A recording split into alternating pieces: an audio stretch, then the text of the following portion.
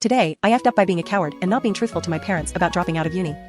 Since my grandma died in fall last year, I, at 25, have been on a continuous downward spiral due to my mental health failing me, hence why I also dropped out of uni earlier this year. But instead of actually getting help, I just festered in my misery in hopes I can find a way to resolve everything without getting anyone else involved and becoming a burden on someone else. Obviously, I didn't find a way because that's not how this damn works, and instead it just got worse and worse, and I just withdrew from all my social circles that could have helped me out. The thing is, I am the child of very strict parents that pride themselves on having such a well-performing and absolutely not mentally ill self-sustaining daughter. I wish. We actually got into huge fights in the past whenever I didn't perform that well in school, so in my delusional mind, I thought if I just ride the depressive phase out and just re-enroll, everything would be alright and my parents would still be proud of me and never be the wiser.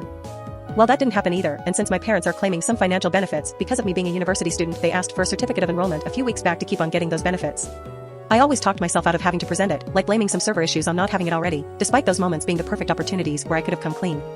However, today is the deadline of my lies working. And anxiety, my delusional mind, and a good chunk of coward